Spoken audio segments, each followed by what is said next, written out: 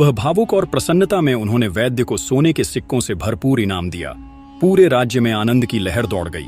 शंख बजे, दीप जलाए गए और महल में उत्सव का वातावरण बन गया।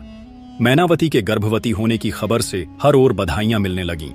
यह राजा वीर प्रताप की पहली संतान थी, क्योंकि राजेश्वरी से उन्हें कोई संतान नहीं हुई थी।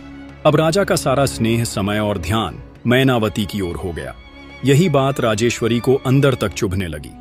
वह अपने मन में बुदबुदाने लगी कि जब से आई है उसी प्यार करना, ध्यान रखना, सब कुछ उसी को करते हैं, मेरे तरफ तो जैसे ध्यान ही नहीं रहता। अगर ऐसे ही रहा तो मेरा क्या होगा, इस अपने रास्ते से हटाना होगा। और इसी सोच के साथ उसने एक भयानक षड्यंत्र रचनी शुरू कर दी।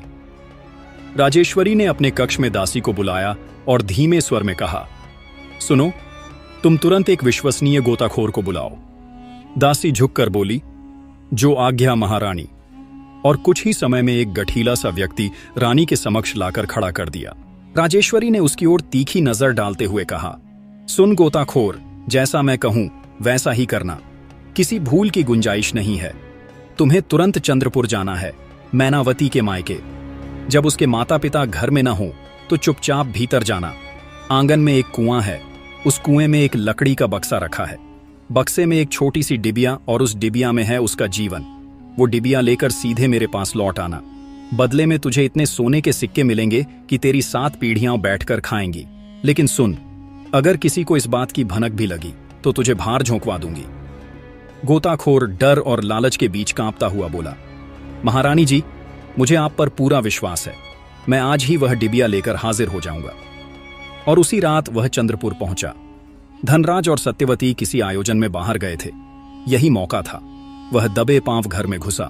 जैसे ही उस गोताखोर ने डिबिया कुएं से निकालकर बाहर लाया, वैसे ही राजमहल में बैठे मैनावती के मन और शरीर में एक अजीब सी बेचैनी शुरू हो गई। उसकी तबीयत अचानक बिगड़ने लगी और वह सिर पकड़कर बैठ गई। उधर गोताखोर चुपचाप डिबिया लेकर राजमहल पहुंचा और बड़ी रानी राजेश्वरी को सौंप दी। राजेश्वरी की आंखों में लालच चमकने लगा। उसने वादा अनुसार गोताखोर को सोने के सिक्कों से नवाजा और डिबिया को ध्यान से खोला। उसी क्षण मैनावती की सांसें हांफने लगीं। उसका चेहरा पीला पड़ने लगा और शरीर थरथराने लगा। राजेश्वरी ने उस डिबिया में से मोतियों की माला निकाली और बिना देर किए उसे अपने गले में पहन लिया। माला गले में पड़ते ही मैनावती की धड़कन थम गई। उसकी आंखें पलट गईं और वह जमीन पर मूर्छित होकर गिर पड़ी। यह दृश्य देखकर राजा वीर प्रताप घबरा उठे।